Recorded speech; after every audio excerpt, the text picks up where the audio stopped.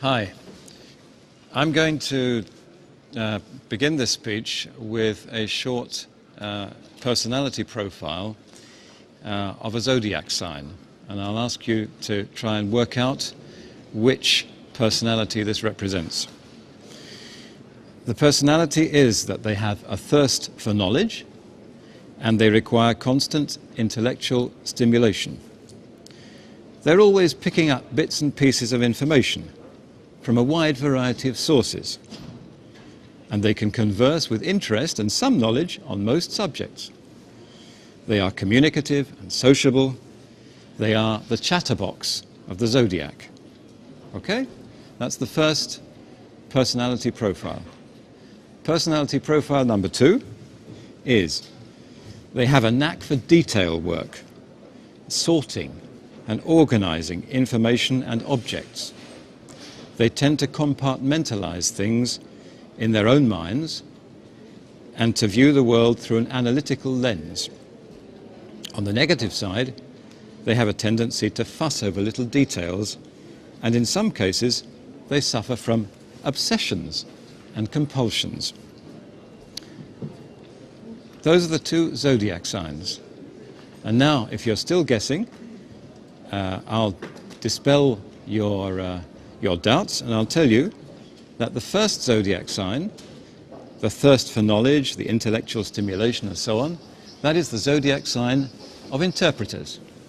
And the second zodiac sign, the knack for detail work, sorting, organization, all the obsessions and compulsions, that is the zodiac sign of translators. Excuse me, I am an interpreter, and therefore I may be approaching this with a certain amount of prejudice. In reality, of course, the first zodiac sign was Gemini.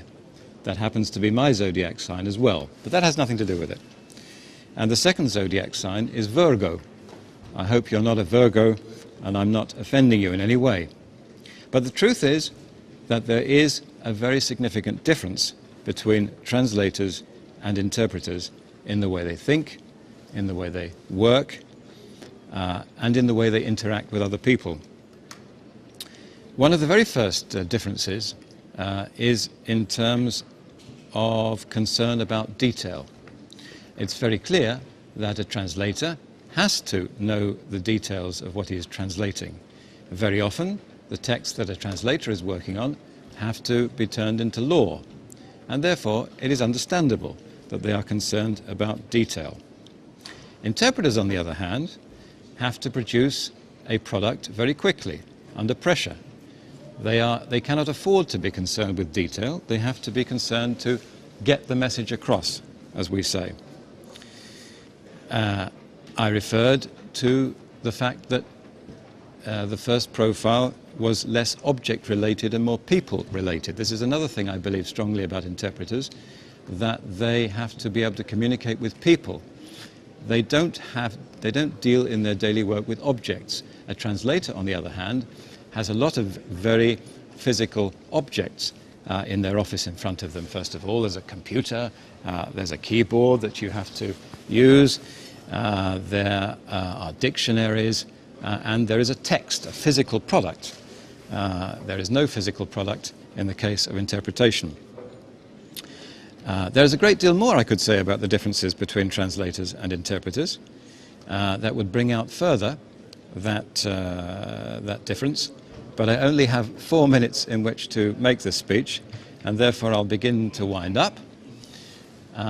Even though I have presented a rather less favorable picture of translators from my own perspective of an interpreter, I have to say that at the end of the day, interpreters suffer revenge at the hands of translators because, of course, the work of translators survives. The monument to translators are the tablets of the law, the written books of law which are published and which become the statute, in our case, in the member states of the European Union. Whereas the work of interpreters simply evaporates, blows away like autumn leaves.